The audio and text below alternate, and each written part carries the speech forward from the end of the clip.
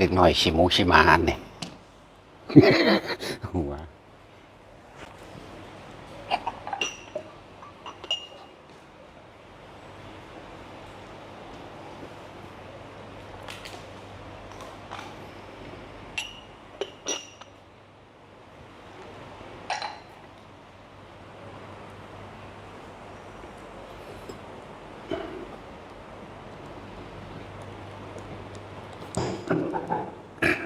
เลย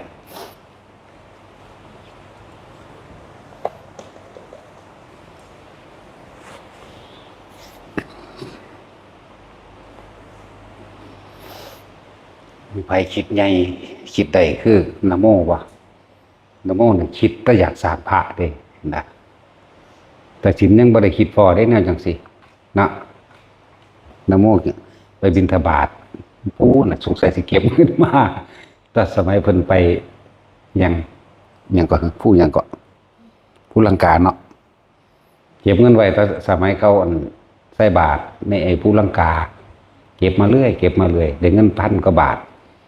คุ้มให้แม่ว่าไปสร้างพระใหญ่ให้พะนะ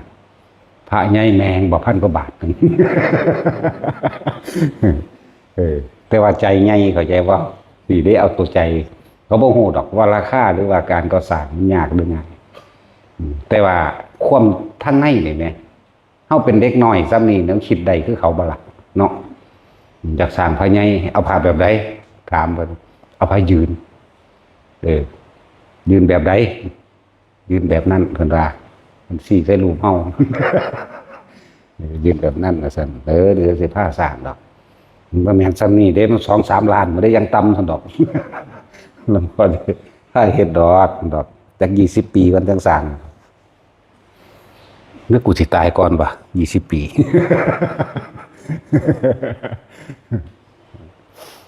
ให้เพิ่น20 ปีก่อนซั่นตอนนี้น่าก็เท่าใดฮึ9 ปีเอาบ่โดนดอกอีก11 ปีเนาะเก็บไว้เด้อสร้างบักใหญ่สูงแม่งคักๆรถเฮา รู้พอสิตายก่อนบ่รู้แล้ว ความคิดนะมันใจใหญ่บ่สั่นบ่ได้คิดเด้ว่าสิไปจักซึกคือหมู่เด็กน้อยขี่ม้าบ่กัน มีแต่จักสร้างพระใหญ่ไปเลยเด้นั่นแหละนี่คืออุปนิสัยเขาสังสมมาจังซั่นแต่ว่าบัดนี้พวกเฮานะมาเทียบใส่เจ้าของแม่ใกล้สิตายเบิดล่ะ คิดอยู่บ่ซับแบบจะอายุซ้ำนี่บ่เนาะจังซั่นแหละนั่นแหละเอิ้นว่าอุปนิสัยสร้างสมของเขามาแบบนั้นไม่เคยสิคิดเฮ็ดไปสร้างพระใหญ่พระพุทธเจ้าพุ่นเด้ลักษณะนั้นเอิ้นว่าของเก่าดังเดิมมันก็ต้องทรงต่ออุปนิสัยสิ่งที่อุบัติขึ้นอยู่ในใจก็เอิ้นว่าอุปนิสัยพอแต่เห็นพระปุ๊บเนี่ยมันใจมันสิอยากบวชมันสิมีความสงบสุขลมเย็นแล้วก็รู้สึกว่ายิ่งใหญ่ไปในทางสร้างความดีนั่นเองถึงสั้นและหลายอย่างที่พวกเขาบ่เข้าใจตัวเองแต่บ่มีผู้แนะนำขนาดจี้เอาอยู่ปานนี้ด่าเอาอยู่ปานนี้เนาะด่าเบิด ด่าบ่ได้สนไผอีกเฮ็ดน้ำดีเท่าใดหังด่าแต่สินนึงถึงด่าซุมื้ออยู่แล้วตั้งแต่ก่อนที่สิหลับจนว่าตื่นขึ้น ถ้าลืมมันก็ฝันมาถึงด่าเด้ กระดานนอนฝันยังสะดุ้งถึงด่านั่นแหละตัวคนมันมีอุปนิสัยดังเดิมมาเบิดนั่นแหละบอกว่าอย่าหนีออกจากความเชื่อมั่นในตนเองศรัทธานี่ต้องมั่นคงในเฉพาะพระรัตนตรัยมั่นคงความเป็นจริงคือธรรมศรัทธาในพระรัตนตรัยโดยเอาธรรมนั่นแหละเป็นไงอย่าหนีจากธรรมคือความจริงคิดก็จริงพูดก็จริงดำริต่างๆนานาสารพัดก็จริงเห็นตามความเป็นจริงโลดให้มันคงไว้ ทุกคนมันมีมาแล้วแต่ว่าสันมันว่ามาจังสี่มันค่าอัตราตัวตนบังไว้ซื่อๆเด้ทุกคนมันมีอยู่แล้วล่ะเคยสร้างมานำกันนั่นแหละมันจะมานำกัน แต่ไปก่อนก็ได้ไปหลังก็ได้แล้วแต่ไผอันนี้นั่นแหละวิธีมันน่ะเสมอกันเบิดคือลมหายใจอานาปานสติทั้งนั้นแหละวิธีมันเป็นวิธีเดียวกันทั้งเบิดบอกสมัยแม่นพระพุทธเจ้าเฮานั่นเพิ่นเสวยชาติเป็นโพธิสัตว์ล้วนแล้วแต่นำคนเข้าสู่หนทางแห่งสัมมาทิฏฐิเด้มรรคแปดเบิดเด้ตอนเพิ่นเก็บคนขนคนเข้าสู่สัมมาทิฏฐิบางคนก็ฝึกหัดไปได้โสดาได้สกิทาคาได้อนาคาไปล่อข้างบนก็มีหรือต่อจากพระพุทธเจ้าองค์ใดองค์หนึ่งบรรลุอรหันต์ไปเลยก็มีบ่ได้ผูกขาดเด้เข้าใจว่าบ่ได้ผูกขาดนั่นแหละคือสมัยเพิ่นได้รับพุทธธรรมนายรัฐพยากรจากพระพุทธที่บังกรมาแล้วจังซี่คนที่เคยทำบุญทำกรรมบ่ว่าบุญบ่ว่าบาปเคยทำมาแล้วก็นำเอาเด้อันแบบมันต้องเป็นไปของมันหรอก บางคนก็ไปบรรลุกับพระพุทธเจ้าองค์ต่อไปแต่ว่าก็อาศัยเพิ่นเป็นผู้แนะนำเรียกว่าประกาศโพธิญาณประกาศโพธิญาณหนทางแห่งความหลุดพ้นอะไรโพธิญาณก็ดีสติปัฏฐานสี่นั่นที่หนึ่งในบ่ล่ะสัมมาปัฏฐานสี่อิทธิบาทสี่อินทรีย์ห้าพระห้าโพชฌงค์เจ็ดมรรคแปดรวมแล้วเรียกว่าโพธิปักขิยธรรม37อย่างหนทางเข้าสู่ความบริสุทธิ์หลุดพ้นคือพระนิพพานเริ่มมาประกาศโพธิญาณนั่นแหละมันก็ใส่อันนี้แหละก็จะนับแล้ว24พระพุทธเจ้าที่เพิ่นผ่านมาเลื่อนว่า4อสงไขยแสนกับ24พุทธเจ้าบางศาสตร์ก็เป็นฤาษีตัวเพิ่นเองเป็นหัวหน้าฤาษีมีลูกศิษย์บริวารทั้งเบิด 80,000 นะพอพระพุทธเจ้าองค์นั้นมาปุ๊บแนะนำลูกศิษย์ลูกหาบริวารเจ้าของให้ไปฟังธรรมพระพุทธเจ้าองค์นั้นบรรลุอรหันต์เบิดเจ้าของกันข้างอยู่นี่แหละเขาเจ้าบ่หวงอยากว่านี่เดินมาประกาศโพธิญาณหนทางเข้าสู่ความหลุดพ้นนั่นเองแปลว่าจังสี่นั่นแหละเป็นสั้น มันไม่ได้ห่วงดอกบางคนก็เป็นห่วงไปน้ำกันถึงเวลาคือพระอานนท์ในสมัยการศาสตร์หนึ่งเกิดกับสมัยพระพุทธเจ้าปฐุมมุตระสัมมาสัมพุทธเจ้าพระปฐุมมุตระสัมมาพุทธเจ้านี่เว้ารัดเอาเป็นพี่ชายของพระอานนท์สมัยนั้นกับเป็นลูกคนละแม่กันกับพระพุทธเจ้าปฐุมมุตระเป็นลูกคนละแม่พอเดียวกันอย่าบ่พระพุทธเจ้าหรือว่าแม่ของผู้ที่เป็นพุทธเจ้ามีลูกใดผู้เดียวเท่านั้นเด้มีลูกไปฮอด7 มื้อต้องตายท้องอื่นๆบ่อาจสามารถรับได้แต่ว่าแม่พุทธเจ้าบำเพ็ญเพียรมานี่กว่าสิได้เป็นแม่พุทธเจ้าได้มันบ่เป็นธรรมดาบ่มีผู้ใดเหมาะสมใดนอกจากโพธิสัตว์โพธิสัตว์สิตรัสรู้เป็นพระพุทธเจ้าและในสมัยนั้นพระอานนท์เป็นน้องของพระพุทธเจ้าปฐุมมุตระสัมมาสัมพุทธเจ้าชื่อว่าสุมาณะต่อมาเมื่อพระพุทธเจ้าสำเร็จโพธิญาณแล้วประกาศธรรมมาแล้วธรรมจักรเพียงครั้งหนึ่งบรรลุธรรมประมาณบ่ได้ผู้ที่บรรลุพระอรหันต์นั้นประมาณบ่ได้อนาคาสกิหรือโสดาและเข้าถึงสู่พระรัตนตรัยหรือสัมมาทิฏฐิใดนี่ก็นับประมาณร่วมกันบ่ได้เพิ่นเป็นน้องชายจักทั้งคนละแม่เด้อต่อมาพ่อเพิ่นนั่นหมายถึงพ่อพระพุทธเจ้าองค์นั้น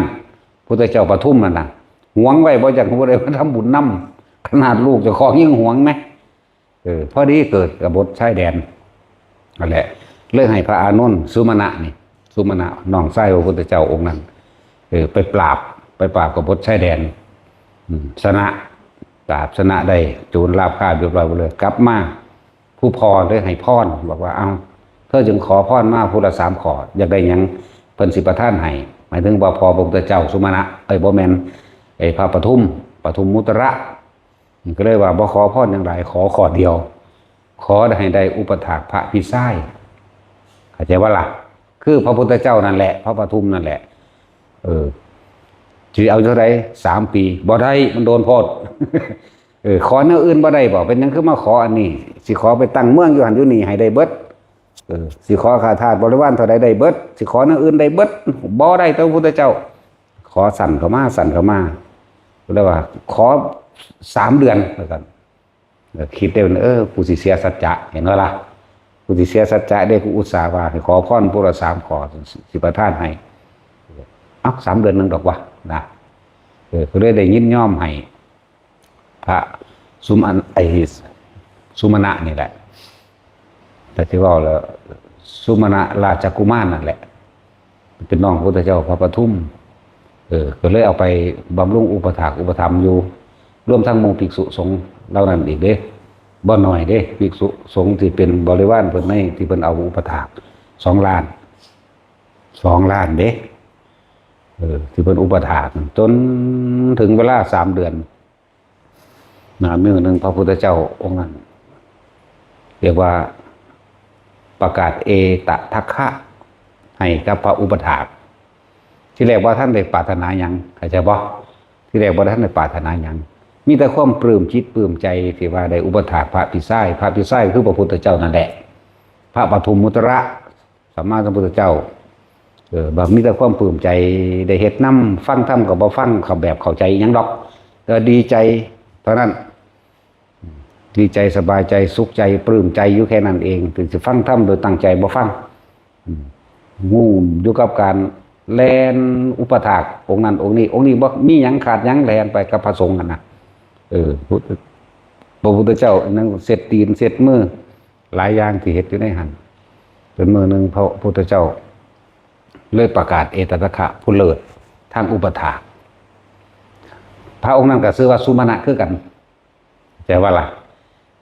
พระอุปถากนะอุปถากของพระปทุมก็ชื่อว่าสุมาณะสุมาณะราชกุมารนี่ก็ชื่อว่าสุมาณะก็คือพระอานนท์สุมือนี่เข้าใจว่าล่ะเพิ่นประกาศไปเพิ่นก็เว้าเรื่องเลิศ5 อย่างดีเนาะเป็นผู้เลิศเป็นผู้รู้จักการเป็นผู้มีปัญญาเป็นผู้มีความเพียรเป็นผู้มีความจงรักภักดีนะก็เว้าไปนั่นแหละแต่เพิ่นฟังตรงนี้เพิ่นติดใจตัวนี้นะแล้วก็พระสุมาณะก็เป็นผู้มีรูปงามอีกรูปงามผิวขาวเป็นผู้มีวาจาน่ารักปิยวาจาน่ารักฟังผู้ใดก็นิยมแล้วก็เป็นผู้ใดติดตามพระพุทธเจ้าอยู่ตลอดนี่มองเพิ่นติดคักขยะบัดนี้แปลว่าได้อยู่ใกล้ชิดพระพุทธเจ้าองค์นั้นผู้ใดสิเข้าเฝ้า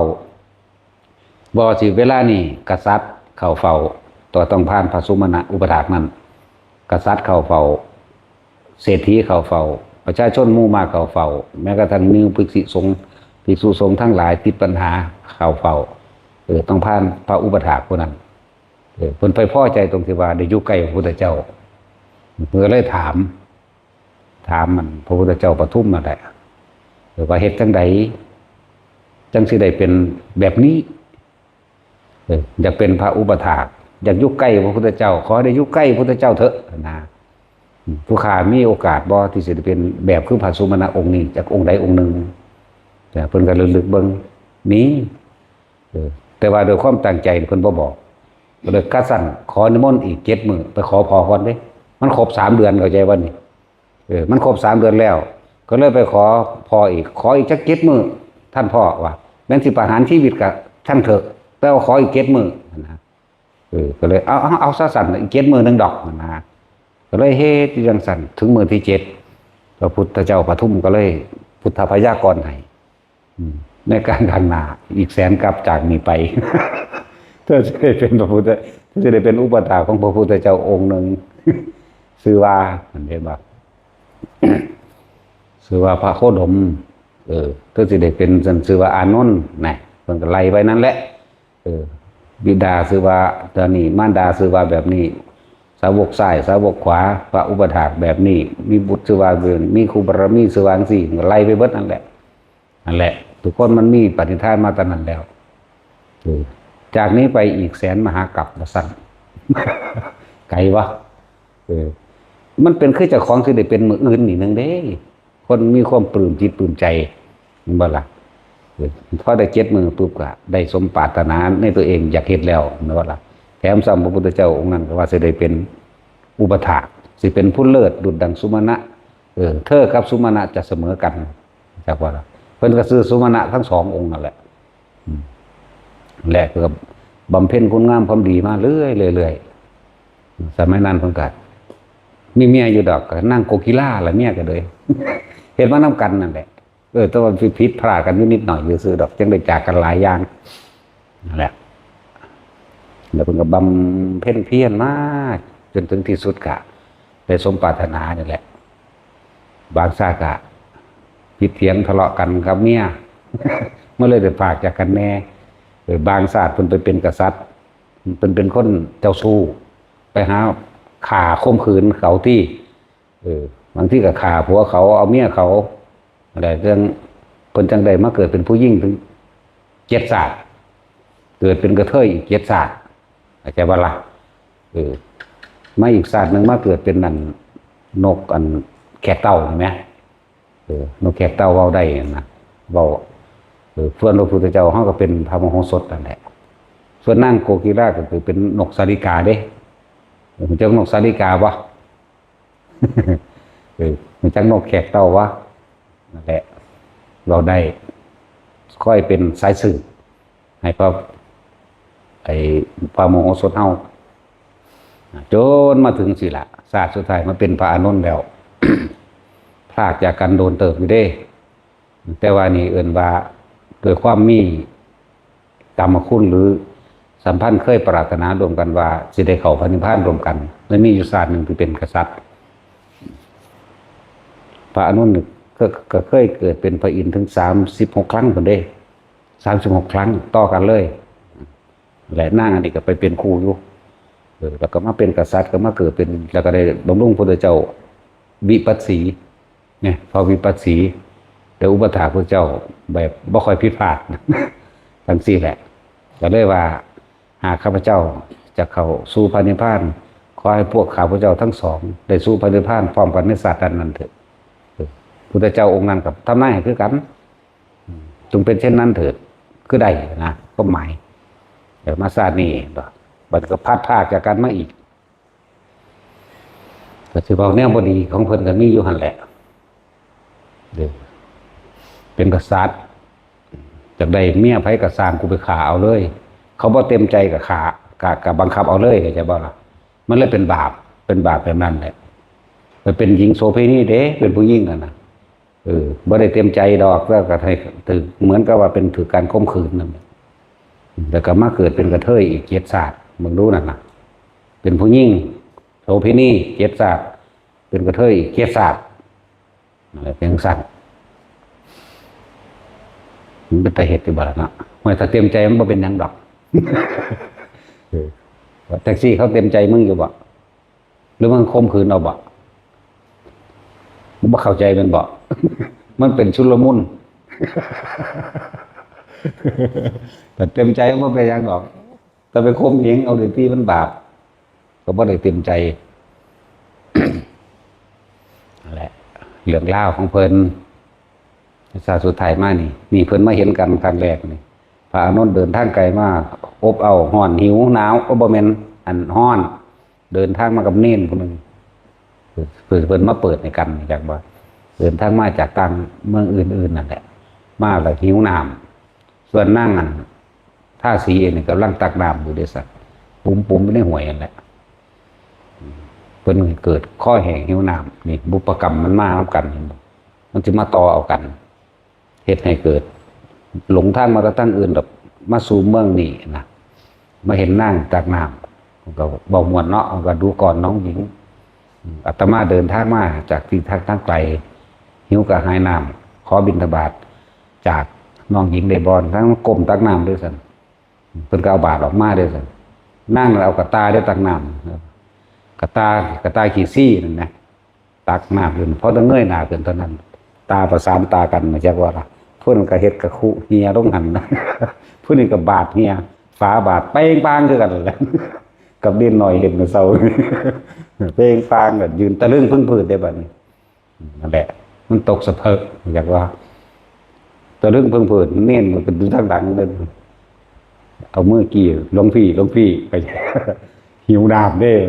จังสะดึกขึ้นมาได้เพิ่นก็จังว่ากันเพิ่นจังผู้นั้นก็ได้สติผู้นี้ก็ได้สติกลับขึ้นมาแล้วก็ตักน้ำใส่บาตรกันกิน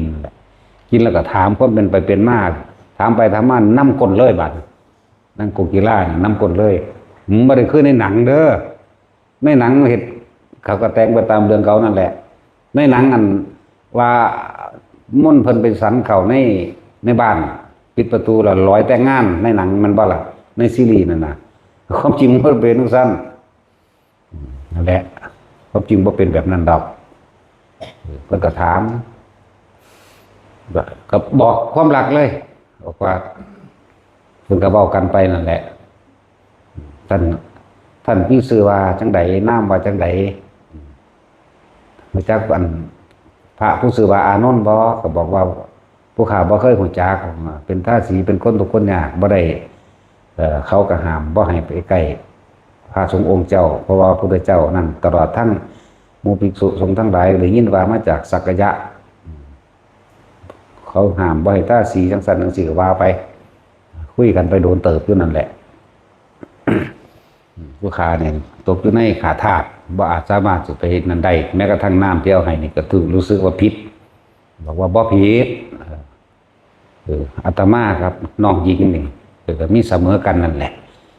บ่ได้มีอีหยังบ่ได้มีชนชั้นบ่ได้มีวรรณะเป็นผู้ลาออกแล้วจากชนชั้นวรรณะทั้งหลายสิ่งทั้งหลายเหล่านั้นหมู่พราหมณ์เขียนขึ้นหมู่พราหมณ์ทั้งหลายแต่งตั้งกันขึ้นมาเพื่อจะข่มเหงคนอื่น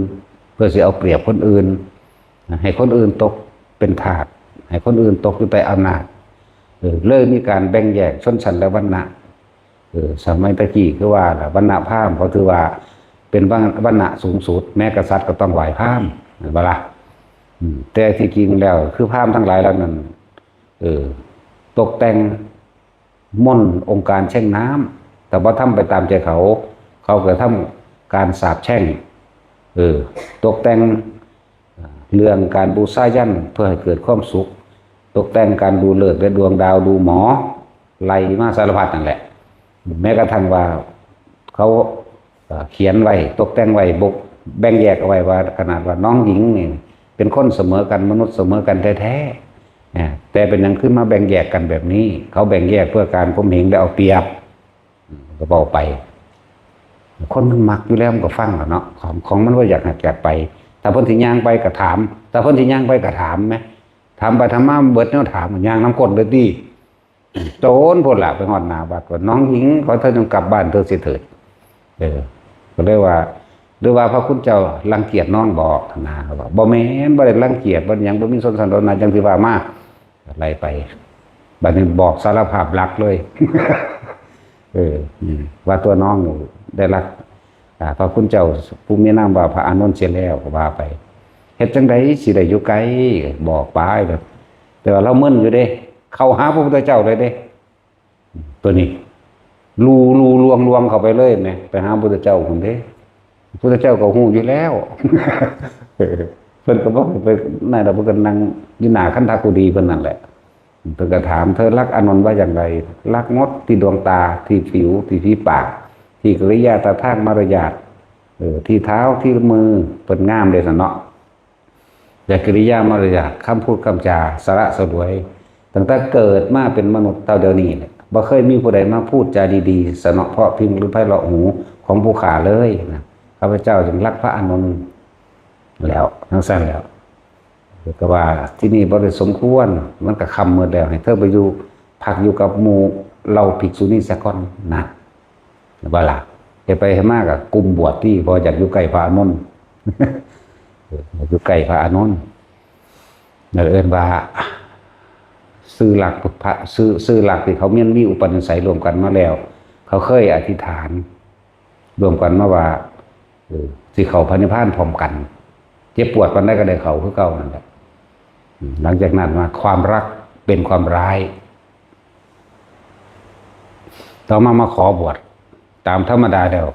มันจะเอิ้นว่าได้เข้านาคเนาะบ้านเฮาว่าอยู่บัก4 ปี 5 ปีพุ่นเด้ต้องผ่านการทดสอบจากทั้งหมู่ภิกษุณีและตลอดทั้งหมู่ภิกษุสกรได้พวกบวชหลังๆนะจะบัดความรักเป็นความร้าย ต่อมากัดหาพี่กันแกงมายาวาสิตายที่ตะบริบวชตั้งแต่จากยุคใกล้พระอานนท์ทั้งสั้นแล้วพระเจ้าฮู้อยู่ก็เลยบอกบวชไปซะ ก็เลยได้บวช บวชแล้วก็จ้างขอให้ได้มานั่งอยู่ใกล้พระอานนท์กับพ่อหรือเดินมองเบิงในนั้นวัดก็จะแบ่งกันเด้บางหนึ่งเป็นราชายาธิการามคือสมัยนั้นพระเจ้าประเทศสร้างวัดให้ภิกษุณีตัวนี้เป็นเชตวันเหมือนบ่ล่ะวัดเชตวันเป็นวัดของพระอนาปิณฑกเศรษฐีดอกเจ้าเชษเล่าไหวดีซื้อเล่าหัวดีเจ้าซื้อเจ้าของขึ้นอ้างหนาภาษาเห็ดประตูโขงบอกง่ายๆบริจาคนิดน้อยเอาเหาะแต่ว่าจะได้ซื้อเจ้าของใส่เขาบังเงิดได้พวกเขาเป็นนิรีหมายถึงอนาปิณฑกเศรษฐีเป็นผู้สร้างเอาทองคำปูเอาได้ที่ดินที่ดินไม่ได้หน่อยไม่ได้70 กว่าไร่หมดเลยนั่น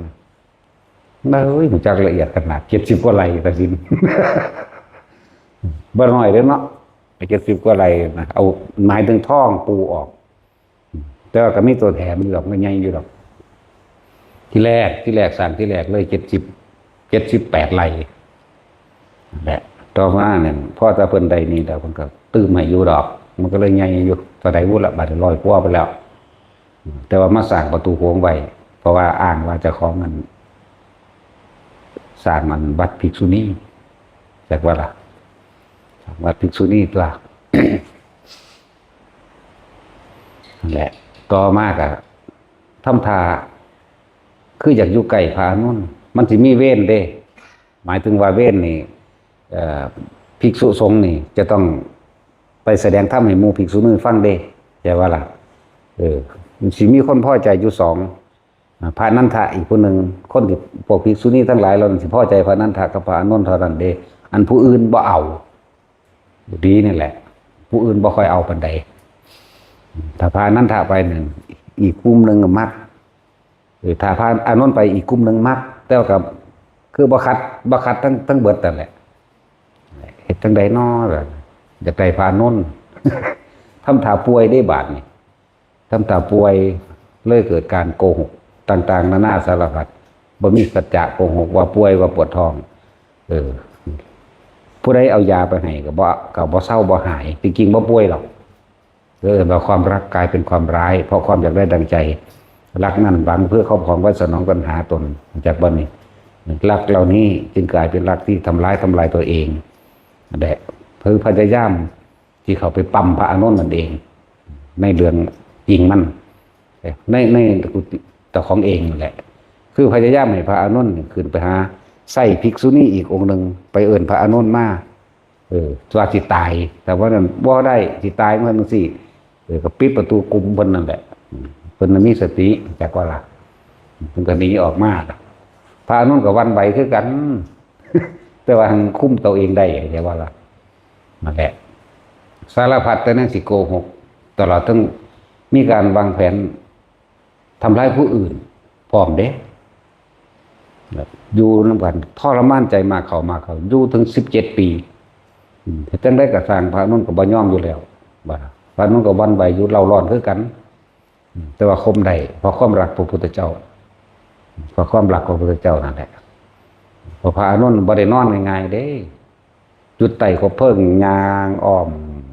คันถากุดีจะว่าสินอนเนาะขนาดนั้นแหละคุณจงรักภักดีอันนี้เราเรื่องโกกีฬาจบก่อนถึง17 ปีหนีคิดว่านี้บัดนี้เลยหนีไปอยู่อีกเมืองไกลเมืองยังล่ะลืมซื้อละเมืองชนบทชนบทนั่นแหละแต่ว่าบ่ซื้อว่าชนบทดอกมันไกลมื้อนึงเพิ่นรู้สึกว่าสิอารมณ์ดีแน่คล้ายๆกับว่าเพิ่นคมจิตบ่ให้คิดถึงพระอานนท์ได้แล้วหันหน้าไปทางสระน้ำเบิ่งดอกบัวเพิ่นกำลังพิจารณาธรรมเด้ดอกบัวตูมก็มีดอกบัวอยู่ใต้น้ำก็พอเหลียวเห็นพุ่มพูจักบ่ดอกบัวกำลังพ่นน้ำเป็นดอกบัวตูมบอกดอกน้ำบานดอกบัวอีกนึงกำลังสิกีบโรยเพิ่นกำลังพิจารณาธรรมเด้พระอานนท์ก็แอมขึ้นทั้งหลังเท่านั้นล่ะสลบน็อกลงไปอีกเทื่อนึงบัดนี้ว่าธรรมดาเด้ลาเวรกรรมพระอานนท์ ตอนนี้แหละหันมาเท่านั้นแหละมันน็อกเลยเด้ว่าธรรมดาสลบลงเลยน่ะหวอยลงเลยขนาดนั้นแหละพระอานนท์ก็เป็นคือกันว่ามันก็เป็นนั่นแหละไปตุระยังหมดแล้วจังไปเห็นมันเป็นนักสั่นให้มันสะเทือนอยากว่าในสุดท้ายแล้วครับ ปีที่18เพิ่นก็บรรลุอรหันต์ดอกนางโกกีฬาก็ดี ส่วนพระอานนท์เฮากับพุ่นละยังว่านั่นแหละพระเจ้านิพพานไปแล้ว3 เดือนเนาะจังซั่นนี่คือจังได้กระสร้างเถิดถ้าว่ามันได้เป็นมาจังซั่นแล้วสุดท้ายที่ว่าพระพุทธเจ้ามันก็เท่าหน้าให้แล้วล่ะก็ได้ทั้งสองก็ได้พร้อมกันในศาสตร์เดียวนั่นแหละแต่ว่าทุกคนมีอุปนิสัยมาแล้วแหละแต่ว่าอย่าหนีออกจากสัมมาทิฏฐิจะให้ความรักเป็นความลายจะเห็นแก่ตัวจะเห็นแก่ตัวคนฮอดกล้าว่าให้พระพุทธเจ้าองค์เด้อันนั่งโกกีฬาคือไปขอบวชเพิ่นพระท่านได้บวชเลยทีเดียวเขาว่าปีของพุทธะนี่กว้างใหญ่บุคคลผู้ใดที่มาในทิศทั้ง10ยากจนคนแค้นเพียงใดก็หาได้แต่ว่าผู้ขานี่บ่ได้พิการบ่ได้นั่นนี่แต่ว่าเป็นหยังเขาให้บวชธรรมดาบ่คืออยากอยู่ใกล้พระนนท์จนกล้าว่านะนั่นแหละหรือบอกว่าความรักมันเฮ็ดได้ทุกอย่างเด้อความรักที่เห็นแก่ตัวหวังไว้ครอบครองเพื่อสนองตัณหาตนเฮ็ดได้เบิดคือเฮาเว้าอยู่ตลอดภาษาเรียนลูกหรือเมียซื่อๆมันฆ่าคนก็ได้ฆ่าพระก็ได้เนาะบ่ได้คือพระพุทธเจ้าเด้ แล้วของเพิ่นบ่ได้เป็นความรักลักษณะหวังครอบครองเพื่อสนองตัณหาตนเด้เพิ่นนั่นน่ะความรักนี่มันลึกเข้าไปสู่ความเมตตาบ่ได้หวังบ่ได้ครอบครองหวังเพื่อว่าได้ช่วยเหลือให้ผู้อื่นพ้นจากความทุกข์พ้นจากการเวียนว่ายตายเกิดเลยเด้น้อมสละตัวเองเพื่อให้สัตว์ทั้งหลายเหล่านั้นได้เห็นทางเฮ็ดเบิดทุกอย่างเพื่อให้คนทั้งหลายเหล่านั้นเข้าสู่สัมมาทิฏฐิเฮ็ดเบิดทุกอย่างแม้กระทั่งชีวิตตัวเองก็สละเพื่อให้คนพวกนั้นได้พ้นการเวียนว่ายตายเกิดเลยบ่ได้แค่สัมมาทิฏฐิเด้พ้นการเวียนว่ายตายเกิดแล้วก็บ่หวงไผอีกบางชาติบางสมัยคือพระพุทธเจ้าเฮาเพิ่นก็บวชเป็นพระมาแม่นบ่ล่ะบวชเป็นพระก็บ่ได้หวงลูกศิษย์ลูกหาเห็นบ่บางชาติเป็นฤาษีมีลูกศิษย์อยู่ 80,000พอพระพุทธเจ้าอนุมัตสีบังเกิดขึ้นปุ๊บเพิ่นก็รู้จักว่าล่ะบอกลูกศิษย์ไปฟังธรรมของพระพุทธเจ้าอนุมัตสีลูกศิษย์ 80,000 บรรลุอรหันต์เบิดเจ้าของก็ยังไปเกิดเป็นภพหนึ่งจักว่าล่ะแต่ว่าคนพวกนี้บ่อยู่ดอกคนพวกนี้ลงมาเกิดเร็วๆถึงสั้นนี่ว่าทุกคนมีอุปนิสัยแล้วแหละแต่ละคนนั่นนะถ้าปรารถนาศาสตร์นี้ก็ได้ศาสตร์นี้แต่เฮ็ดเอาเด้บ่มันคิดเอาเข้าใจว่าล่ะเรียกว่าทรงต่อเหมือนกันกับตอนเพิ่นพุทธเจ้าเฮาถูกทำนายแล้วจากพระที่บังกรเพิ่นเลยพิจารณาโดยของเพิ่นเองพวกนี้จะรู้โดยตนเองได้พิจารณาโดยตนเองเด้บ่ฟังความไผได้พวกนี้เข้าใจว่าแต่ว่าบ่เถียงเข้าใจว่านี่ย่านที่สุดเคารพที่สุดในสมัยศาสนาพุทธศาสนาคือพระพุทธเจ้าอันนี้บ่แตะเด็ดขาดสงฆ์ก็บ่แตะยังก็บ่แตะดอกสงฆ์ก็บ่แตะพระสงฆ์สาวกของพระพุทธเจ้าถ้ามีแต่พระพุทธเจ้าแล้วก็พระพุทธเจ้าบ่แสดงธรรมถ้าบ่มีพระสงฆ์มันก็เป็นรัตนตรัยบ่ได้เป็นแค่ปัจเจกแต่ว่าล่ะเพิ่นเลยเคารพธรรมเป็นที่หนึ่งคือความจริงพระสงฆ์ก็เคารพเหมือนกันนั่นแหละ แต่ว่าความลึกของแต่ละองค์มันบ่ธรรมดาไปคือบางศาสตร์เป็นอย่างคือกาขาน้องไส้แล้วเอาเมียน้องไส้มาเป็นเมียแต่ว่าล่ะแต่ความลึกมันมีหลายกว่านั้นนี่แหละพวกแนวพวกเฮาบ่เข้าใจเฮาอาจจะมองแค่ตาเห็นโอ้ยเลวจังซั่นเลวจังซี่เห็นบ่ล่ะนั่นแหละฉันว่าแต่ละคนเฮาบ่ต้องไปสนใจดอกปานนี้สนใจหูดังเจ้าของโลดกลับมาหูดังโลดคือเรื่องของพระอานนท์กับทุกอย่างก็เอาความรักนั่นแหละมาเป็นเรื่องก่อสร้างนั่นบ่ล่ะก่อสร้างอย่างก่อสร้างบารมีอย่างบารมีโพธิญาณโพธิญาณบารมีสัพพัญญุตญาณแล้วเราอาศัยความรักและความสามัคคีพร้อมเด้แต่ความรักของเพิ่นบ่ได้หวังครอบครองไว้สนองตัณหาเจ้าของเด้แล้วเพิ่นจึงเป็นผู้มีเมตตามากหลักของเพิ่นมันเลยเข้าไปในหันแต่ว่าต้องอาศัยตัวนี้คือกันแม่นบ่ครับแต่ที่ถ้ามึงบ่ได้เมียมึงบ่สร้างหยังเด้เนาะมึงก็บ่ดิ้นรนไปเป็นหนี้เป็นสินไปกู้หนี้ยืมเงินมาได้เพื่ออยากให้สุขสบายในครอบครัวตาสินก็บ่เปิ้นไปเมืองนอกหรอกเนาะ ต้องสั่งบ่เฒ่าไม่เฒ่าพร้อม บ่เฒ่าไม่เฒ่าก็ตาสั่งเลยเนาะไล่ตะลูกเคยหนี เคยสั่นแล้วคนเฮามันมีใจหม่องมันมีเด็ดอยู่แล้วเบิ่งกูสิเฮ็ดบ่ได้บ่วะแม่นบ่ล่ะบัดนี้ได้ที่โดดด่าคือตัวเด้อบัดแต่จมนั่นจมนี่จากแต่ว่าเบิ่งนั่นข้างหน้ามึงสั่นสิโยนมาจกให้เอาไปเฮ็ดเอาเองเด้อแต่เก่งคือว่าเลี้ยงลูกให้มันคือบ่มีอันห่างทรัพย์สินค้าจัก100ห่างพุ่นแต่ว่านั่นเนาะวางสั่นเด้อแท็กซี่มึงกล้าว่าบ่ แต่พอเฒ่าไปเฒ่าบ่ได้จมดีหลายโอ้ยเจ้าก็ยังบ่รวยดอกเลี้ยงมันทุกๆยากๆกันว่าอยู่โลด พ่อใหญ่น้อยพ่อใหญ่เล็กกล้าว่าบ่นี่บ่ย้านตะกี้เนาะ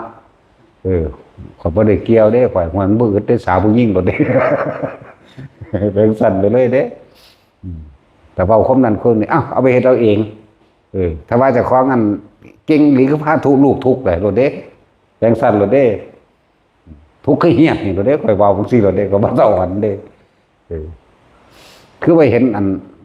ผู้ใดมันเป็นรัฐมนตรีจะคนหรือเป็นมหาเศรษฐีไปเลยไปสั่นได้มันสั่งเนาะหางว่ามีผู้สั่งบักคือเขา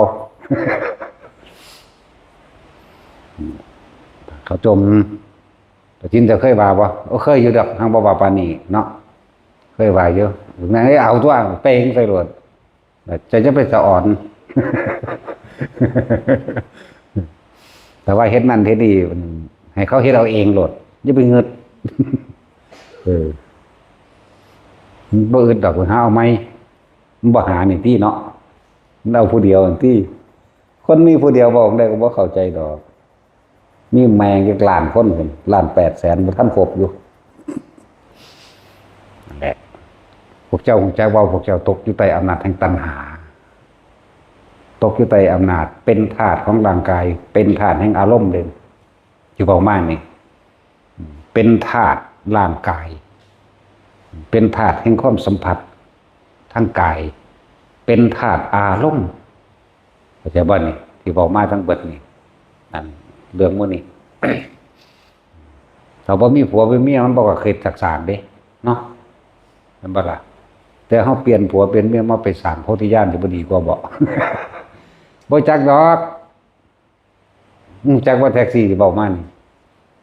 แต่มึงบวชมึงก็เอามึงก็ได้น้ำบวชนั่นแหละเนาะทำทาให้เขามาฟังธรรมมึงฟังมาเลยเกียบหาว มันหลอกตัวมึงมาฟังธรรมเอาไปว่าขี่ไปถึงว่าเอาเขาโอ้ยบักหาเอ้ย แต่เป็นความจริงได้ล่ะถามมึงแม่แต่ว่าแม่นั่น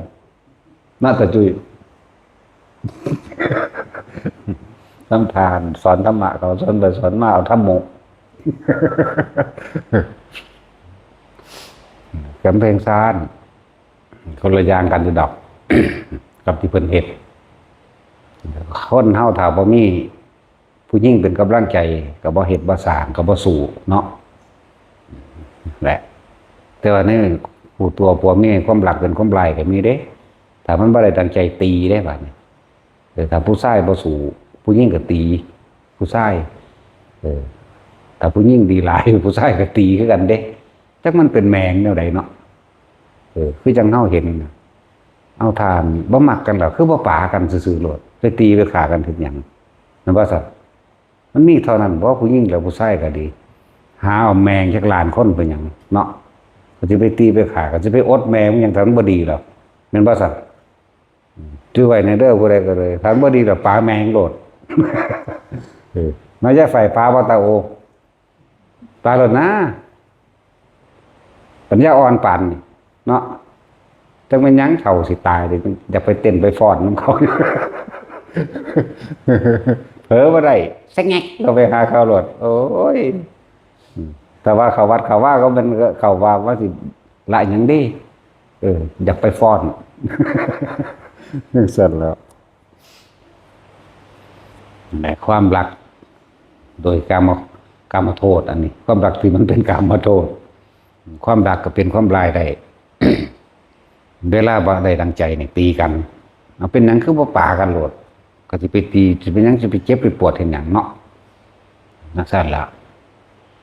ถึงบอกว่าความรักก็เป็นความร้ายเป็นความอาฆาตก็ได้เป็นคู่อาฆาตกันไปเรื่อยก็ได้คือมันกับนั่งกินจะมาในบิกานั่นแหละเพิ่นดีสุดท้ายแล้วไปถีบเพิ่นตกเหวเว้ยนังว่าล่ะสมัยการศาสตร์พุทธจะศาสตร์ได้ละในวรรณกษัตริย์มันแห้งมันแรงแล้วก็เป็นโรคพร้อมในผัวเมียเจ็ดคู่นั่นพากันมานี่แต่พระพุทธเจ้าเฮาโพธิสัตว์ของเฮาเองหักเมียหลายบ่ให้ยางเด้เอาใส่ข้อไว้เกียร์ใส่ข้อไว้จักว่าแต่เมื่อยข้อนางเศร้าเมื่อยเกียร์ใส่หลังมาจนพวกนั้นตายเด้อันพวกนั้นน่ะคือบ่ทนตายพวกนั้นตายแล้วเพิ่นดีแต่ว่าเพิ่นกล้ากินคนจักว่า กินเนื้อพวกนั้นได้มาจังมีแห้งมาเลยจนว่ามาอยู่หม่องอุดมสมบูรณ์ได้มันอยู่อุดมสมบูรณ์ได้ก็พากันสร้างกระต๊อบอยู่ที่เพิ่นก็ไปหาแนวอยู่แนวกินมาเต็มไปบ่ให้เมียไปหาได้บ่ให้ลำบากเด้จังว่านั่นแหละมื้อนึงบักโจรขาด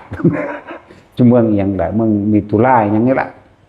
ลอยจากน้ำมามันสงสารอยู่แล้วคนเบิ่งดึงมาซอยมาเด้รักษาขามันขากุ่นคือเก่านั่นแหละจนขาขาดจนว่าเศร้าแล้วเพิ่นก็ออกไปหาอยู่หากินไปหานั่นหานี่มันก็ลอยเอากันที่กับบักโจรขาขาดเห็นบ่ล่ะบัดนี้ทำทาว่าเสด็จพี่หลายปีแล้วเด้เฮาบ่ได้ล่ำแบบในวังเนาะมันสิล่ำถวายซั่นรอผัวไปขายเบิ่งขนาดเขาแบกของเกียร์เจ้าของมาได้อีห่าก็เลยมันอยู่ในนรกคนดอก ของท่านแล้วเพิ่นว่าก็เสือล่ะด้วยความฮักเสือพูดแล้วก็พาทำทาไปอยู่หน้าผาพุ่นล่ะพอดีกับเอาตะเว้นขึ้นนาสิล่ำถวายนั่นนี่ก็ว่าไปได้โอกาสไปทั้งดังถีบเขาลงที่ปุ่นตกลงไปในเหวแต่ว่าข้างอยู่กกเดือใหญ่ข้างอยู่ต้นกกอุทุมพรไปวางเรือเด้อต้นอุทุมพรไปข้างอยู่ในหันก็บ่ตายแต่มีพญาแล่นไงวะนี่เหี้ยไงมาแล้วมาหากินแบบเรือที่มันล้นนะกินเน่าๆกับคนนี่แล่นตัวนั้นเป็นไปรู้จักว่าล่ะ พระอานนท์ แต่อย่างหัวเนาะนี่เห็นว่ามันกลับไปกลับมาอยู่พอสักนั่นแหละแล่นตัวนั้นเอาเพิ่นก็ได้เอาหมากเดียนั่นน่ะทิ่มลงทนลงเอาใส่ปากใส่มือทมไล่ใส่น้ำพ่อยมันได้กินกันจักว่าล่ะจนว่าชินกันแล้วก็คอยจับคอยบายกันได้แล่นตัวนั้นก็ลักษณะว่าให้ขี้หลังเพิ่นสิพาลอดใต้น้ำเด้มันมีถ้ำลอดน้ำก็เลยเข้าใจภาษานั้นก็ได้ขี่ไปพุ่นล่ะพอดีกษัตริย์เมื่อนั้นตายได้7 มื้อหาผู้ใดมาเป็นนั่นก็บ่ได้มีลูกสาวผู้เดียวเขาก็เลยเสียงราชรถมาแล่นเสียงไปผู้นี้ก็พากันไปนอนอยู่พระลานหินพาปิดหน้าไว้มาน่ะก็แล่นก็ปล่อยราชรถปล่อยมาแล่นไปอันนั้นบุพกรรมหรือว่าเอื่นว่าบุพเพสันนิวาสที่เคยทำประกันมาเป็นจังไดมันก็มาหาผู้เก่าผู้ที่มั่นคงกันนั่นแหละมาหาผู้ดีนั่นแหละแล่นราชรถแล่นไปก็ไปกลมหัวลงใส่ตีนของพระโพธิสัตว์เท่านี้แหละทางพวกเสนาอมาตย์ทั้งหลายมาก็ตีกองไช่ขึ้นตึงขึ้นไปเลยเพิ่นก็บ่ได้สนใจว่าสิตื่นบลือบลาขึ้นมาเด้คนมันเคยเป็นไงมันใส่ในใจมันนิ่งอยู่แล้วครับบอกก็แค่เปิดหน้าเบิ่งซื่อแล้วก็นอนต่อพวกกันยังปุโรหิตทั้งหลายก็เปิดเบิ่งตีนเปิดเบิ่งมือฝ่าตีนแถวนั้นนั่นนี่ตามลักษณะโอ้ผู้นี้ก็เหมาะแล้วนั่นแหละจังเซิ่นไปเป็นกษัตริย์แต่ว่า2 คนนี่ก็เป็นผู้มีปัญญาคือกันเด้นั่งพิมพ์ผ้านั่นแหละไปแต่ว่าอันผู้นั้นก็ดีเสืองและวิชิตาอย่างนี้แหละวิชิตานี่ซะมันคิดออกบอกสื่อซะก่อนมันสิลืม นางวิชิตากับโพธิสัตว์เฮาก่อนสิไปอยู่นำกันเขาเจ้าทดสอบปัญญากันพอแห้งเด้อันนั้นนั่นจังว่าความรักมันเกิดได้อยู่2 ทาง บุพเพสันนิวาสคือการกระทำมานํกันในการก่อนเคยตั้งอธิษฐานจิตมานํกันโดยเรื่องใดเรื่องหนึ่งแต่ว่าถ้าเป็นตั้งอธิษฐานจิตมานํกันเรื่องว่าโดยความรักอันนี้เดี๋ยวเฮาสิเข้านิพพานพร้อมกันเนาะมันก็ไปอีกดีเด้จากว่าล่ะมันก็ไปอยู่ถ้าบ่ความรักเป็นความหลายก่อน คือกินแต่มาเวกาถ้ามันถ้าเปลี่ยนใจก็ได้คือกันเด้อย่างจักบ่ล่ะแต่เปลี่ยนใจก็ได้กินแต่มาเวกาเนี่ยแล้วก็อีกผู้หนึงอีหยังล่ะมาคันธิยะเนี่ยเปลี่ยนใจก็ได้เด้แม้กระทั่งเทวทัตเปลี่ยนใจก็ได้เหมือนกันแต่เขาบ่เปลี่ยนที่นี่ใน3คนเขาบ่เปลี่ยนเองที่จริงเพิ่นพยายามอยู่ตลอดโอ้ยมันธรรมดานี่ถ้าเอาเรื่องอันโจรค้าขาดสุดท้ายเราไปอ้างว่าแต่ของเป็นเมียยังซั่นสิก็เอาไปประหารซ้ำบักโจรค้าขาดก็คือกันก็เอาไปฆ่าทิ่มซ้ำนั่นแหละความทั้งเบิดนี่อยากทุกคนเฮาเฮ็ดหยังก็สร้างสัจจะให้นึกถึงความจริงสัมมาทิฏฐิคือรู้ตามความเป็นจริงเห็นตามความเป็นจริงทั้งเบิดความเห็นถูกต้องโดยชอบธรรมแต่มันเป็นจังไดโดยถูกต้องโดยชอบธรรมพวกคนเฮาบ่แปลว่าได้เวลาเห็นตามความเป็นจริงเป็นความเห็นเข้าใจบ่นี่เป็นเรื่องที่เห็นยาวๆไกลๆเห็นตั้งแต่ต้นจนสรุปลงแล้วว่าเห็นตามความเป็นจริงซะสัมมาสังกัปโปคือดำรินี่คือเห็นตอนนี้คิดตอนนี้ได้ยินตอนนี้ก็คิดตอนนี้ให้มันแต่ว่าให้คิดไปตามความเป็นจริงดำรินะจากว่าล่ะจังมาว่าจากกรรมตัวอาชีวะวายโมสติจนถึงสมาธิแบบมากมีองค์8เฮาก็สะสมไปของเฮานั่นแหละ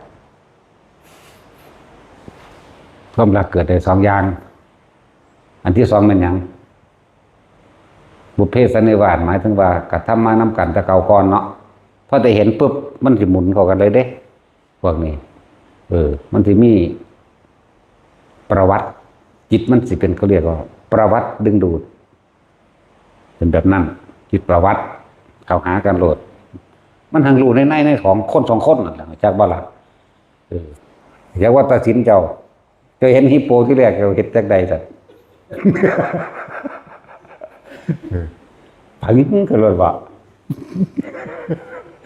ฉันตัวเขาเป็นจิตประวัติเป็นแบบนั้นที่2คือการอยู่ร่วมกันนานๆแต่ก็การอยู่ร่วมกันใกล้ชิดกันอย่างว่าที่2เท่านั้นแหละมันจึงคอยก่อเกิดเป็นความรักที่จริงเป็นความใคร่ซะก่อนเป็นจังรักใคร่บัดนี้ทุกอย่างมีเหตุเบิดแหละแต่ว่ายังกระช่างเถอะความรักของปุถุชนทั้งหลายนี่รวมเลยความรักนั้นจำเป็นความร้ายได้ฆ่ากันไปฆ่ากันมาเลยเกิดกลายเป็นศัตรูคู่อาฆาตกันเลยก็ได้อาจจะว่าล่ะให้เห็นโทษนี่ที่เว้ามานี่พวกเจ้าย่อมทุกข์ยากลำบากเลี้ยงลูกเลี้ยงเต้าเอาชนะผู้อื่นหรือลักของเขาก็ได้ฆ่าเขาก็ได้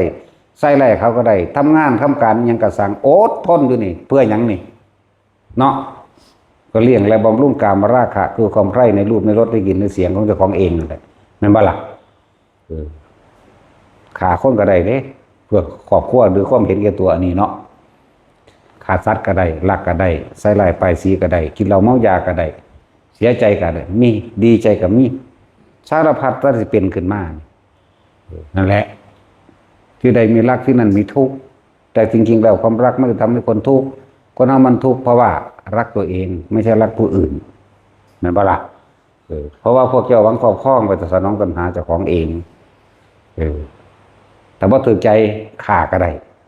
เอาเมียเฮ็ดบ่ถูกใจนี่ฆ่าเมียก็ได้คนก็ได้ผัวก็คือกันมันเมียฆ่าก็ได้เอาปืนมาฆ่าแต่กูบ่ฆ่าเองไม่ใช่ว่าล่ะบ่เอาปืนยิงกัน100ปาดหำโลดเจ้าฝ่ายบาดหำทิ่มรถเด้อซื้อสัตว์มันยังก็ได้บาดนี้บ่มีผู้ใดเอาทั้งนั้นแล้วสรุปแล้วความรักทั้งหลายอันเป็นของปุถุชนคือความใคร่อยากในกามารมณ์บำรุงเนื้อหนังตัวเองนึงไอ้บ่นี่อารมณ์ของเจ้าของเนื้อหนังและอารมณ์รูปรสกลิ่นเสียงสัมผัสทางกายตัวนี้แหละเขาเป็นทาสมันอยู่จากบันไปทำงานถ้าสู้เขาบ่ได้ได้โอ้ได้ทนเด้เขาจะบอก ก้าวหาและดูถูกอดเอาแก้โตไปเห็นบ่ล่ะแต่ข่มเหงเขาได้ข่มเด้เพื่อสิเอาเปรียบเพื่อหยังนี่ก็เพื่อสิเอามาเลี้ยงครอบครัวตัวเองแหละเรียกว่าเห็นแก่ตัวนั่นแหละจากบ่ล่ะเป็นสั้น จริงๆอะไรก็ดีไปทำงานบางหันบางนี้บางที่เขาก็ดูถูกบางที่ก็ดูถูกเขาคือกันเนาะบางที่ก็เว้าพื้นเขาบางที่ก็เขาก็เว้าพื้นคือกันนินทาแต่จึงบอกว่าคนบ่ถึงนินทาบ่มีในโลกเราก็คนบ่นินทาผู้อื่นก็บ่มีในโลกเหมือนกันนั่นแหละพวกเจ้ากำลังตกเป็นธาตุอารมณ์แห่งความรักใคร่เลยจากวันใคร่อยากในกามอารมณ์เลยทั้งเบิดนั่นแหละโอ้ยอะไรสิลายเท่ากับกามบ่มีดอกสัตว์ทั้งหลายเป็นวายตายเกิดเพราะความรักใคร่แห่งกามอารมณ์นั่นแหละขนาดพอเล็กไม่น้อยเนาะบ่มีลูกก็บ่ปากันเถื่อเบิ่งได้ ยังได้สิปากันเดี๋ยวนี้ขนาดบ่มีลูกก็ยังพอแห้งอยู่เอาอีน้อยๆมาเลี้ยงเบ้ยจังสิเป็นหยังเนาะอีหยังลูกยายเขียวเขี้ยวแหมอีน้อยๆนั่นน่ะมันนั่งกำลังเว้าอยู่แจ๊ะๆอยู่แต่ละมื้อเนาะ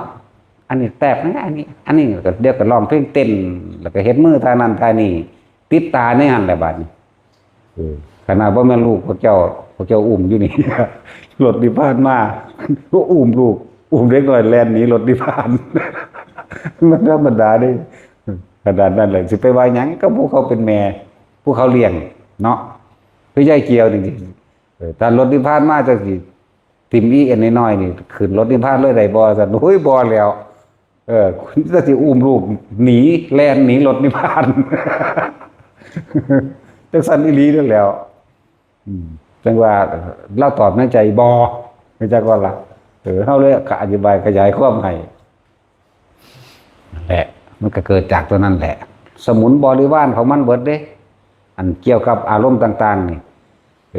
ตัวใหญ่มันคือความรักใคร่ในกามของเจ้าของเองระวังผัวระวังเมียจากบ่นี่สมุนบริวารคือลูกล่าหุนเข้าใจว่าล่าหุนแปลว่าหยังเอาแปลว่าห่วงแปลว่าห่วงแปลว่าบ่วงนั่นแหละล่าหุนที่จริงเพิ่นบ่ได้ซื้อว่าล่าหุนดอกมันเป็นฉายา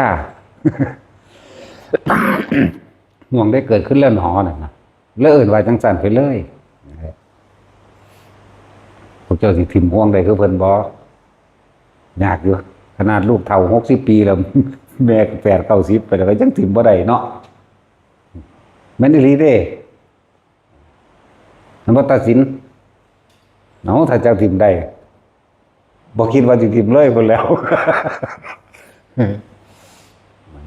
นี่คือความจริงไผก็ดียอมรับมันว่ามันเป็นทุกข์แบบใดทุกคนตกใต้อยู่ใต้อำนาจนี้ อำนาจตัวเดียวนี่แหละสัตว์ทั้งหลายมันว่ายตายเกิดคือกามแต่ผู้ได้ขามกามใดบ่ได้เกิดเด้เข้าใจบ่ระบาดแต่ว่าถ้าสิคิดเอานี่บ่มีทางว่าคุณสิปะได้ ทิ่มบ่ได้แน่นอนแต่คิดเอาต้องบ่คิดเท่านั้นเด้จังสิทิ่มได้แต่สิไปฆ่าคิดอยู่หั่นแล้วบ่มีทางนั่นแหละเพิ่นถึงมีวิธีให้พวกเฮาหยุดคิดอาศัยลมหายใจเป็นตัวหลอกอยู่กับลมดูเข้าบ่ค่อยคิดห่วงหาหยังดอกบาดสิตายมาจริงๆนะคนเฮาป่วยมันจากเศร้าเด้เนาะมันบ่จากตายเด้ มันจากเศร้าเด้มันบ่จากตายเด้เห็นบ่ล่ะต่อมาถ้าเฮาฝึกลมหายใจได้แล้วเฮาก็เข้าใจความจริงว่าความตายนี่หนีไปไสก็บ่ได้ต้องตายแน่ความเจ็บปวดผมมีผู้ใดรองรับได้แม่นเฮาสิห่วงผู้ใดก็สร้างสุดท้ายเฮาก็ต้องตายจากห่วงนั้นเป็นหยังกูคือบ่อยู่กับลมโลดแหมเข้าใจว่าล่ะแล้วที่ฝึกสอนให้แต่ละคนทรงชาญจับจุดอุ่นลมให้มันได้อยู่นี่พวกเจ้าสิมีสมาธิเองทรงชาญแปลว่าเพ่งอยู่ในอารมณ์เดียวเมื่อมันเพ่งอยู่ในตัวเดียวจุดเดียวอารมณ์เดียวได้แล้วอารมณ์เดียวคืออารมณ์อันเป็นอุเบกขาได้จังเดียวได้จังหนึ่งได้เข้าใจบ่นี่ถ้าพวกเฮาว่ามีสมาธิจ้างก็บ่เห็นแต่หลักจ้างก็บ่เห็นความเป็นอนิจจังทุกขังอนัตตาบ่มีทางเพิ่นเลยเฮ็ดให้เฮามีจิตตั้งมั่นซะก่อนจิตตั้งมั่นคือมันอยู่หม่องเดียวแล้วมันจะเห็นสิ่งทั้งหลายทั้งปวงเคลื่อนไปดอกตะกี้เฮาบ่เห็นเพราะหยังเฮาเคลื่อนไปนำมันอันใดเปลี่ยนแปลงเฮาก็บ่อยากให้มันเปลี่ยนแปลงเนาะบ่อยากให้มันเปลี่ยนสั่นอยากให้มันคงที่ อยากให้มันแซ่อยู่จังสั่นอยากอะไรไม่อยากให้มันเปลี่ยนไม่อยากให้มันดับกันตัวมันได้เป็นทุกข์มันพวมบ่อยากนั่นแหละที่แนะนำแต่ละคนทีเดียวนี้คนที่ละสังโยชน์หาบ่ได้ละได้เด้ฟังดีๆเนี่ยเด้อการทรงฌานการเจริญฌานหรือว่าการเป็นผู้มีจิตหนึ่งตั้งอยู่เพ่งอยู่ในอารมณ์ที่เป็นหนึ่งมันก็เกิดเป็นสมาธิเอื่นว่าจิตตั้งมั่นถ้าว่ามีมองตั้งถ้าว่ามีฐานแห่งตั้งฐานที่ตั้งแห่งจิตคือข้าวจิตหนึ่งหรือทำความรู้สึกอันเป็นหนึ่งตัวนี้พวกเจ้าสิบ่ทันความคิดของพวกเจ้าที่กำลังไหลไปกับบุคคลนั้นสัตว์นั้นสิ่งของนั้นเรื่องเล่านั้นดินฟ้าอากาศร้อนและหนาวน้ำท่วมน้ำแห้งแล้งหาน้ำยากดินแข็งดินอ่อนเข้าใจว่าล่ะนั่นแล้วแต่ทุกคนฝึกไว้แล้วนั่นประกอบการทรงฌานวันละเล็กละน้อยประกอบกับการฟังธรรมนี่สำคัญมากสำคัญเด้เฮาฟังธรรมนี่คือเฮาฟังความจริงที่เพิ่นเอามาอธิบายได้เข้ามาทำเวลาจิตตายมาบ่มีผู้ใดหนีได้เงินเจ้าสิมีมากมายเพียงใดก็ช่างบ่อาจสามารถซื้อความตายได้แต่บ่ล่ะแล้วก็บ่อาจสามารถซื้อผู้อื่นมาตายแทนได้สิว่าหยังแต่เวลามันยังซื้อบ่ได้แม้แต่เพียงเศษเสี้ยววินาทีเดียวเนาะนั่นแหละเวลามันเฒ่าแก่มาโอ้ยคือสมมุติว่ามาได้ยินฟังธรรมจังซี่กูจักซื้อเวลาคืนเด้เนาะซื้อขึ้นได้บ่ได้นี่คือความจริงอยู่แล้วความตายนี่มันเฮาสิย่านหรือบ่ย่านเฮาก็หนีบ่ได้หรอกหนีบ่ได้เงินซื้อบ่ได้หยังบ่ได้ฉะนั้นทุกคนต้องทำสมาธิให้จิตตั้งมั่นแต่จิตว่าตั้งมั่นพวกเจ้าบ่เห็นคำว่าอนิจจังทุกขังอนัตตาบ่เห็นแน่นอนการที่เฮ็ดให้จิตตั้งมั่นก็เพื่อจะเห็นสิ่งทั้งหลายหาความจีรังอย่างยืนบ่ได้มีความเกิดเป็นธรรมดาเสื่อมสลายแตกดับเป็นธรรมดาเด้เห็นอนิจจังเมื่อเข้าใจดีแล้วว่าทุกอย่างมันเปลี่ยนไปเคลื่อนไปสู่ความแตกดับถ้าเข้าใจแล้วว่าบ่ยึดกับมันเองมันบ่มีทุกข์ถ้ายึดมันก็ทุกข์กันตัวอนิจจังอยู่หน้าอนัตตาอยู่หลังทุกขังอยู่กลางทุกข์มันเป็นอย่างคือยึดมันยึดแล้วมันจังทุกข์เนาะมันยึดแล้วมันจังทุกข์จังสั้นตัวมันเลยเป็นเหตุให้เวียนว่ายไปเกิดเพราะความเข้าไปยึดอะไรจังไรคนทรงฌานเด้อเจริญฌานเด้อว่าไปอยู่หั่นแหละอยู่หาฐานที่อยู่แห่งใจหาฐานที่ตั้งแห่งจิตก็ว่าไปทรัพย์ทั้งวัดที่บอกมาเนี่ยแค่มีความรู้สึกนวงๆอยู่หน้าผากนี่แหละมันจังเป็นกลางใดจังเป็นจิตหนึ่งใดจังเป็นสามารถเอื้อนว่าจิตตั้งมั่นใดจังเอื้อนว่าสมาธิใดแต่เฮาบ่อยู่นวงๆอยู่ตรงกลางหน้าผากหรือหัวหรือหน้าอกก็ตามเอาจุดแรกเพราะว่าเฮาสอนเริ่มต้นเฮาต้องตั้งฐานมันได้ซะก่อนถ้ารู้แล้วว่าอย่าออกจากความรู้สึกในกายเด้อพวกเจ้าสิรู้ยังเพียงใดก็ช่างสู่รู้สึกโตบ่ได้ความรู้สึกโตนั่นน่ะคืออยู่ในโตกายเวทนาจิตจิตเวทนากายร่วมกันเป็นหนึ่งเลิ่นว่าสมาธิเมื่อมันจิตมันตั้งมั่นดีแล้วเฮาจังสิเห็นสิ่งทั้งหลายทั้งปวงว่าเขายางเว้ากันส่วนซ่านไปนี่ถ้าจิตมันตั้งมั่นมันฮู้ได้ว่าเขาเว้าเรื่องใดเขาสิไปไสเข้าใจบ่แต่ว่าเฮาบ่ไปกับเขาว่าจิตตั้งมั่นอยู่นี่นั่นเขาบ่ไปมันก็เกิดแล้วมันก็ดับถ้าเขาไปน้ำเขาสู้พากันไปใส่สูเห็นหยังสูจังไดสูนั่นเลยบ่ได้เห็นอยากบอกบ่เห็นอนิจจังบ่เห็นทุกข์บ่เห็นอนัตตาก็คือว่านี่คือมันสิไปน้ำเขามีภายนอกส่วนภายในคือความคิดถ้ามันตั้งมั่นแล้วมันก็เป็นกลางนั่นตัวถ้ามันเป็นกลางแล้วมันเป็นเดือดร้อนนั่นก็ไผแต่ว่ามันเห็นอยู่นี่แหละอะไรจังบอกว่าฐานที่ตั้งให้กินเป็นเรื่องที่สำคัญก็คือตัวนี้เขาตั้งไว้นี้ตั้งไว้ในภาคนี้ผู้ใดฝึกบ่ท่านถึงมาฝึกแต่ฝึกไปแล้วถึงจักดอกหนึ่งเขาฝึกทรงฌานเจริญฌานเพื่อให้เกิดเป็นสมาธิอื่นว่าจิตตั้งมั่นเมื่อจิตตั้งมั่นแล้วเขาจะเห็นอนิจจังทุกขังอนัตตาและผู้บ่ท่านจะสามารถละสังโยชน์หาได้จิตสุดท้ายจะว่าจิตตายละสังโยชน์หาได้อาจจะว่าละบาดบาดมันป่วยเขาคักๆมันผู้ใดก็ซอยบ่ได้หรอกนี่ผู้ใดก็ทิ่มความรับผิดชอบให้แต่หมอเนาะแม่ว่าล่ะสบายใจแล้วถึงมือหมอแล้วตายมาหมอเขาก็รับรองคือเก่าแล้วว่าตายในโรคนั้นโรคนี้บ่มีความผิดนะว่าล่ะสั้นแล้วบาดนี้ผู้มันสิตายจริงๆมันบ่มีหม่องพิงพระอาศัยธรรมะกูก็ฝึกแล้วมันก็หันก็มาสู่ลมหายใจตัวบัดนี้เฮาทรงจำคำสอนอันนี้โดยตัวเฮาเองเฮาใคร่ครวญโดยตัวเฮาเองจากบัดนี้ตก โลกตัดสินใจว่าโลกนี่เป็นอนิจจังเป็นอนัตตานี่บ่มีไผซอยบ่ได้สุดท้ายทุกคนก็หนีความตายบ่ได้ขึ้นสู่ว่าความเกิดเป็นทุกข์อย่างยิ่ง